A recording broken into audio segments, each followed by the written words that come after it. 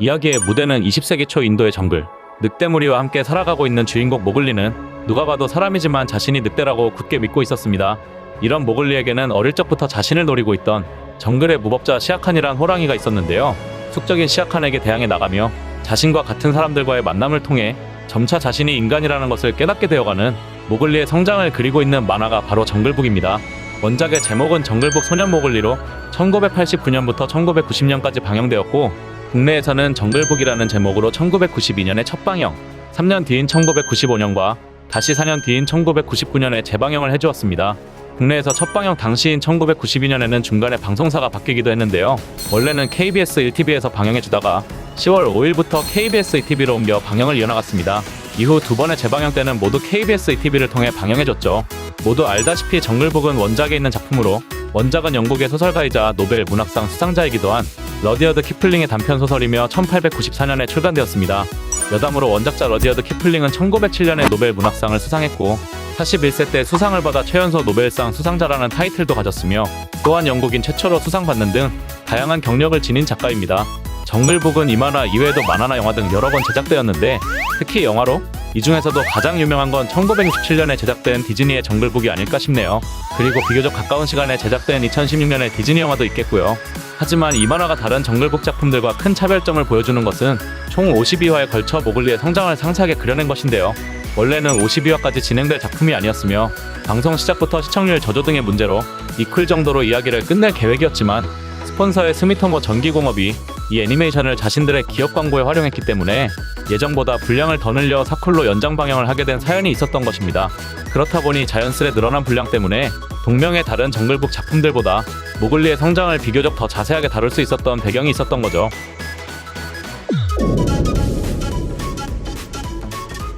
스토리라인은 1부와 2부로 나눌 수 있습니다.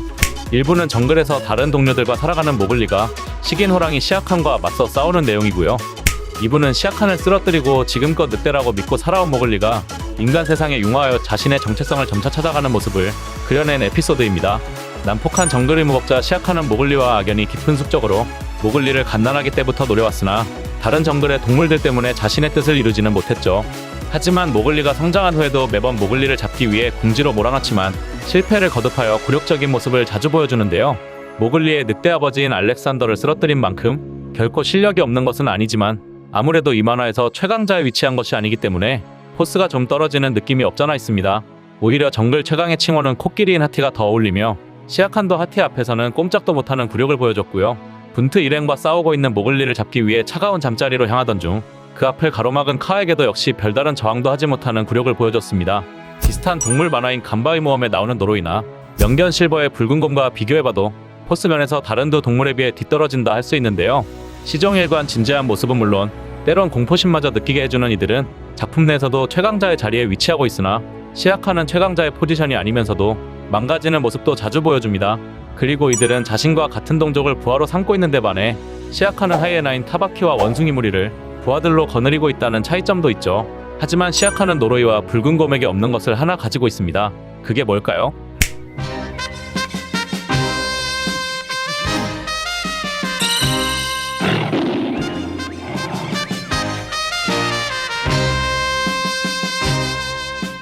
그것은 바로 전용 테마 음악.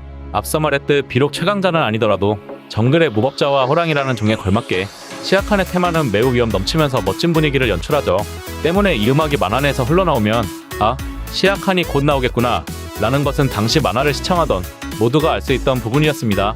아무리 망가지는 모습이 다수 있다고 하더라도 어쨌든 시아칸은 모글리에게 있어 평생의 숙적으로 기나긴 악연의 종지부를 찍는 데 긴 시간이 걸렸으니 시아칸의 비중이나 무게감이 이 만화에서 결코 약하지는 않습니다.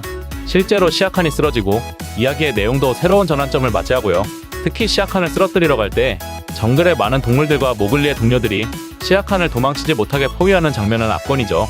그리고 모글리와의 대결에서 최후를 맞이한 시아칸은 이후 가죽만 남게 되어 늑대 무리 지도자의 깔개가 되어버리는 신세가 되고만 해요. 2부의 빌런은 불디오라는 늙은 사냥꾼인데요. 시아칸은 가끔 망가져서 그렇지 간지와 위압감이 있었던 반면 불디오에게서는 그런 부분은 하나도 느껴지지 않고 입만 열면 구라해 오직 선동과 날조로 승부하는 전형적인 악당입니다. 그가 하는 거짓말을 보면 진짜 얼토당토하는 거짓말뿐인데 이상할 정도로 마을 사람들이 그의 말에 현혹되는 것을 보면 어쩌면 언변의 기제가 아닐까 싶네요. 매번 마을 사람들을 선동해서 모글리는 물론 나중에는 메시아 가족마저 죽이려고 하는 악당입니다. 그러나 앞서 말했듯이 전형적인 악당에다가 포스도 없는 노인이어서 모글리와 대립하는 장면은 시아칸과 대립할 때만큼의 긴장감을 주지 못하고요. 결국 매번 도를 넘는 불디오의 행동에 화가 난 모글리는 메시아 가족을 그들의 친척에 있는 카니와라로 보낸 뒤 하티의 도움을 받아 마을을 완전히 붕괴시키기에 이릅니다. 이 장면은 정글북을 보는 이들로 하여금 통쾌한 감정을 느끼게 해주었지만 아쉽게도 불디오는 시아칸처럼 확실하게 죽음으로써 최후를 맞이하는 것이 아닌 마을이 파괴될 때 도망쳐버린 후 다시 등장하지 않아 확실한 끝맺음을 맺지 않은 채 뭔가 찜찜한 퇴장을 보여주었습니다. 결국 불디오는 이 만화의 최종 보스였으나 최종 보스라는 위치가 무색할 정도로 그냥 비호감 덩어리였을 뿐이죠.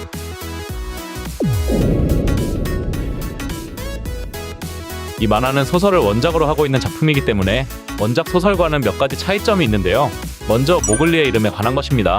만화에서는 원래부터 인간 부모가 지어준 이름으로 모글리가 늑대 무리 안에 들어왔을 때 그의 부모가 모글리라고 부르는 것을 들은 바기라가 다른 늑대들에게 이 아이의 이름이 모글리라는 것을 알려주어 모글리로 부르게 되죠. 여담이지만 바기라가 인간들의 언어를 알아들을 수 있는 이유는 어린 시절에 인간의 손에 의해 잠시 길러진 적이 있었기 때문에 그런 것 같네요. 하지만 원작 소설에서는 모글리의 늑대 어머니 나쿠샤가 직접 모글리라는 이름을 지어줬는데요. 숲속의 언어로 모글리는 개구리를 뜻하며 모글리의 몸에 털이 없는 것을 보고 지어준 이름이라고 합니다. 모글리의 인간 부모도 원작과 설정이 다른데 원작에서 아버지는 나무꾼, 어머니의 직업은 불명이지만 여기서는 둘 모두 학자로 나옵니다. 참고로 모글리의 친부모는 시아칸을 피해 정글을 헤매다가 갑자기 나타난 바기라를 보고 놀라 절벽에서 떨어져 죽는 안타까운 최후를 맞이하죠. 즉 모글리의 친부모를 죽인 것은 시아칸이 아니라 바로 바기라였습니다. 이번 사건의 수수께끼는 모두 풀렸어요. 늑대 부모의 이름과 행적도 각각 바뀌었는데요. 원작에서 아버지 늑대의 이름은 나마, 어머니 늑대의 이름은 라쿠샤로 소설에서는 둘 다 이야기 중반에 사망하지만 여기서 알렉산더는 이야기 초반부 모글리의 과거 회상에서 시아칸과 1대1로 싸우다 입은 부상 때문에 사망하게 되고 어머니 늑대인 누리는 엔딩까지 살아남습니다. 특히 원작의 어머니 늑대 라쿠샤는 매우 불같은 성격으로 모글리를 지키기 위해서라면 시아칸에게도 밀리지 않는 오히려 시아칸을 먼저 물러서게 만들 정도의 기백을 지녔다고 하네요. 이 만화에서는 단신으로 시아칸과 대적한 적은 없으나 엄할 때는 엄하고 상냥할 때는 한없이 상냥한 어머니의 모습을 보여주며 떠돌이 늑대 분트일행과의 싸움에서도 활약했습니다. 후일 아케라가 무리의 지도자 자리에서 물러난 뒤 다음 지도자로 그의 아들인 버밀리온이 거론됐지만 이때 버밀리온은 다른 곳에서 늑대 무리를 이끌고 있었기 때문에 시온이 숲의 지도자 자리를 거절하는데요. 자신을 설득하러 온 모글리에게 오히려 루리를 추천해주어 루리는 아케라의 뒤를 이어 늑대 무리의 새로운 지도자가 되죠. 지도자가 된 이래 시온이 숲에 닥친 큰 사건 중 하나인 승냥이 무리에 침공해 늑대들을 일사불란하게 통솔하여 무사히 격퇴해내는 업적을 세우기도 하고요. 별탈 없이 무리를 잘 이끌어나가는 훌륭한 지도자가 됩니다. 메슈아는 여기서 모글리와 비슷한 나이로 나오지만 원작에서는 이미 아이를 낳은 유부녀로 나오는데요. 이 만화에서 메슈아를 모글리의 또래 나이로 설정한 이유는 아마도 디즈니 정글북에서 나왔던 샨티의 영향을 받은 게 아닐까 싶네요. 또한 원작 소설 정글북은 모글리의 이야기만이 아닌 리키티키 타비, 하얀 물개, 코끼리들의 투마이, 여왕 폐하들의 신화 등 여러 이야기들이 수록되어 있는데 이 중 리키티키 타비의 주인공인 니키가 이 만화에서도 등장합니다. 메슈아 가족이 마을 사람들에게 잡혀간 것을 모글리에게 알려주고는 나중에 메슈아 가족을 구하기 위해 모글리와 합동작전을 펼쳐 메슈아를 구하는 데 큰 도움을 주죠. 시아칸은 원작에서 태어날 때부터 선천적인 절름발이로 나오는데 여기서는 알렉산더와 1대1 대결에서 생긴 상처 때문에 다리를 절긴 하지만 이내 그런 모습은 곧 사라지고요. 후반부에는 모글리의 칼에 한쪽 눈마저 이르며 외눈까지 되고 말았습니다. 이름은 페르시아어로 호랑이를 뜻하는 슈어와 몽골어로 왕을 뜻하는 칸이 합쳐진 것으로 원작자인 러디어드 키플링이 만났던 아프간 족장에서 유래된 것이라고 하네요. 시아칸의 부하인 타바키는 원작에서 자칼로 나오지만 판본에 따라 승냥이나 하이에나로 나오기도 하며 여기서는 줄무늬 하이에나로 등장합니다. 모글리는 원작에서 불디오처럼 사냥꾼이 되었다는 후일담이 있지만 이 만화에서는 해피엔딩으로 막을 내리면서 사냥꾼이 된 후일담 같은 것은 그려지지 않았습니다.